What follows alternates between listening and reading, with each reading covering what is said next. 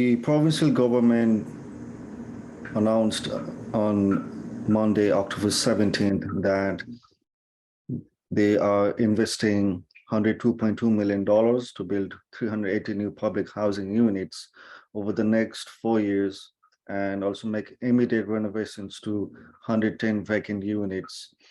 The new units will be built as follows: 120 units in St. John, Fredericton, and Moncton, 40 units each; 68 units in northern region of the province, 192 units in areas of greatest need.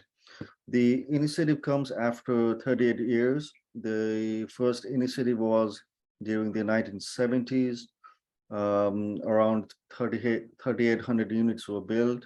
And the government is also investing $2.2 million so that 110 vacant units can be occupied as soon as possible. The change in the tone among the ministers is very welcoming, because we sense that there is a housing crisis which the government was not acknowledging last year. So these change suggests that we indeed have a housing crisis and needs to be dealt with as soon as possible. But it is not sure if this investment would actually help people within the province, because not only the housing crisis, but also the rent cap, which stands at 3.8%, is going to expire this December 31st. And there is no clear answer from the government that if it's going to be extended or not, or the rent will be increased in 2023. And we sense that something has to be done very quickly. And this morning, Tobin Haley was at the event in St. John, and she did talk with the ministers and has something to share with us today. So thank you for joining this session today, Tobin. And you're at St. John this morning, attending the press conference about the housing initiative. The provincial government announced they are like the funding to build like new houses. So like, can you tell us what happened at the event? Yeah, so there was, as I understand it, there was a press conference by the governor of New Brunswick. Minister Dorothy Shephard was speaking primarily, so she was the one announcing the new funding initiative. And then Minister Dunn was emceeing, so there were two ministers there, and they were announcing around $100 million for investment in, I think, almost 400, so like 380 new public housing units, and then renovation of 110 existing units that are currently vacant, and I assume are vacant because they need to be updated. Right. The idea is to put, about like 500 new or improved public housing units into the mix. So what are your thoughts? Like, will this resolve the current housing crisis, or just a drop in the bucket? Like, what's your thought? Yeah, so I mean, one of the things that was really interesting that came out of the press conference was both Minister Dunn and Minister Shephard spoke about a housing crisis in New Brunswick. And previously, the government of New Brunswick has said that there is no housing crisis. And I'm sure you remember the rental report that came out last year specifically said that there wasn't a housing crisis in New Brunswick. Right. And so to have two ministers then frame this in terms of crisis, I thought that was good. I thought that was an acknowledgement on the part of the government that a housing crisis exists, that people in New Brunswick are really struggling to find adequate, affordable, and safe housing. So I thought that was really beneficial. And I applaud the ministers for acknowledging the crisis. However, if this is a crisis, if we are living through a crisis, we need to see a crisis-based response. Right.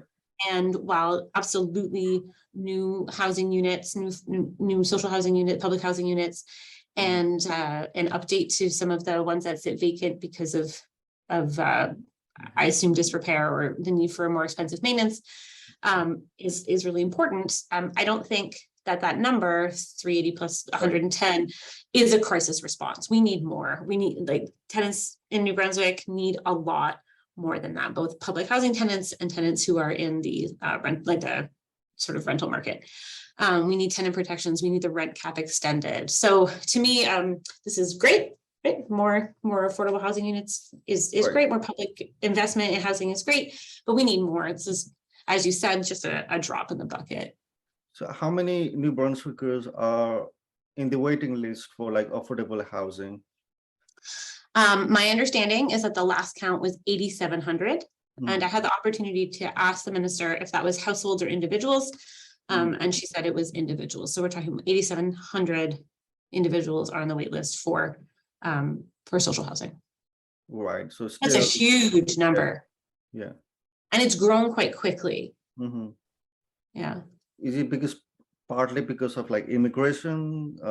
Because like we have seen like the population increase, I think over the last few years. Has that like sort of contributed, to more housing crisis, or is it because we do not have enough affordable houses within the province? No, that's an important question. I mean, I would say that it comes from chronic disinvestment or deinvestment in the affordable housing portfolio or portfolios, depending on how you think about that. I wouldn't look to population growth to explain that. I would look to a lack of public investment in housing and a lack of protection for tenants. Those huge rent increases that we saw before the rent cap was implemented really put people in a tough situation as people are looking to, as the rent cap comes to an end at the end of this year. People are getting really anxious and nervous about what's going to come next. So no, I would point to a lack of tenant protections, financialization of our housing market, and a lack of sustained investment in social housing and other affordable housing programs as the culprit here. So also, low wages and low social assistance rates, and not population growth. Did the ministers speak anything about the rent cap? Because like you said before, it's going to end this December. I believe that she was asked about it in the housing scrum, but was not prepared to comment at that time. Okay. So like your thoughts, do you feel this program will at least, help people in New Brunswick? I mean, yeah, the people who get units will be helped, but it's not enough. It's not nearly enough. Okay. We need more. And if this is a crisis, we need a crisis response. So what would that be? Like what would be the proper, crisis response? So extend the rent cap, implement more robust tenant protections, stop giving landlords tax cuts, and have sustained investment in social housing, in subsidized housing. Okay. Yeah. So again, is this an important step or an important movement? Absolutely. No one's going to criticize anybody for providing additional social housing units. That's great. But now what? Now, if this is a crisis, now what? Let's see a crisis response, because this is great to have. But we are dealing with decades of a lack of investment in the infrastructure that we have for social housing and in building new social housing. And we have, until very recently, we had almost no tenant protections and we had no rent cap. We need a crisis response here. And 500 units is great. Right. The ones that are going to be renovated and then the other ones is great, but it's not nearly enough when you have 8,700 people on a wait list.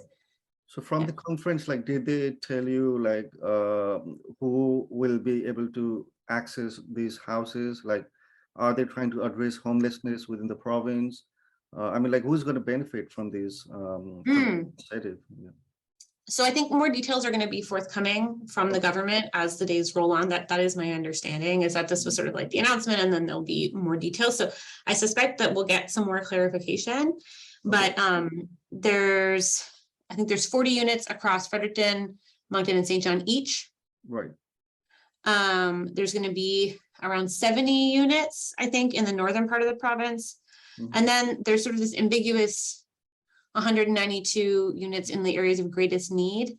Right. I don't know what that means. Yeah. But I think that we will know. Like, I think that information will be forthcoming. But right now it looks like geographic region. Right. Like they'll do it by geography. And then also I'm assuming by, I'm guessing, but by a different like acuity scores or acuity measurements in priority neighborhoods in the province. That would be my guess. Right. So last question, do you think the government has brought this initiative so that they don't want to continue the rent cap next year? That's a good question. I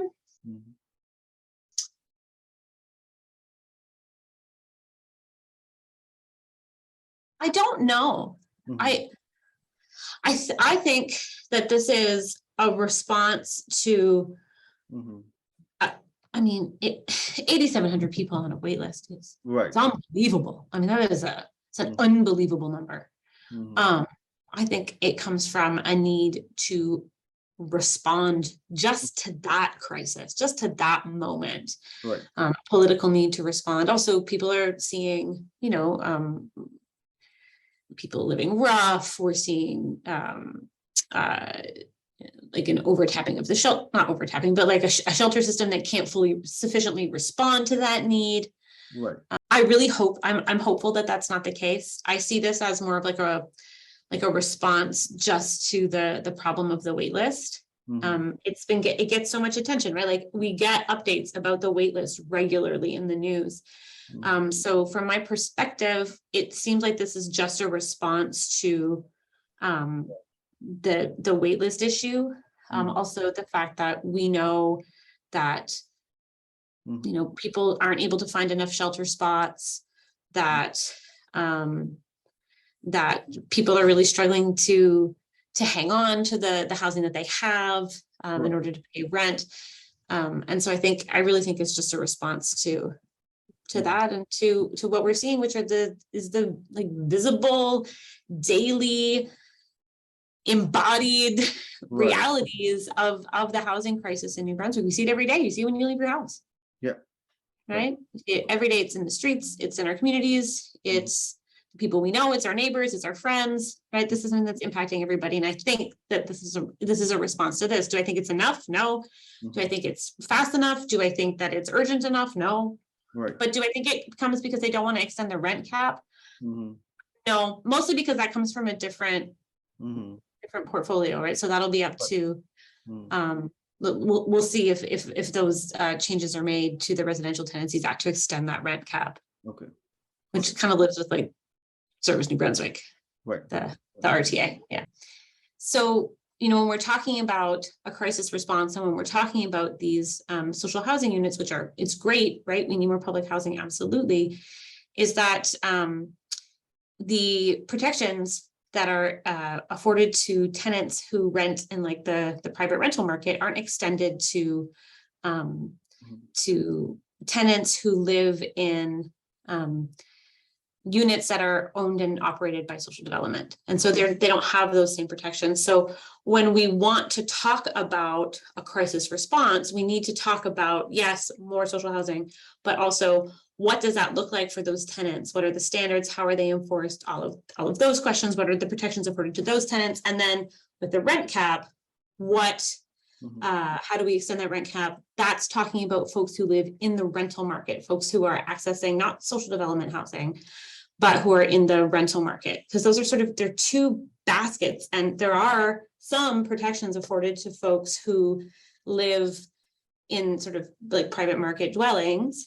But for those who are accessing social development housing that's owned and operated by social development, those protections, those tenant protections that we have fought for over the last 2-3 years aren't extended to that community. So that also needs to be a part of the conversation when we talk about investment in public housing. Okay, and why do you think they are exempted from the Residential Act? It's not an uncommon thing to see across the country. Okay. It's like it happens in lots of places. But it's a problem Right. in New Brunswick, and we hear from folks that we work with about the need to have those same protections extended to folks who live in housing, what was called MD housing, now social development housing. Right. Yeah, it's not an uncommon thing. Mm. It's not uncommon in housing legislation or across the country, but it's something that that we think is required. And I know that Acorn New Brunswick, one of their demands is that that those protections be extended to folks living in housing that's owned and operated by social development. So those 808 units. Okay, thank you so much for speaking with NB Media Co-op. Oh, anytime. Thank you. Take care.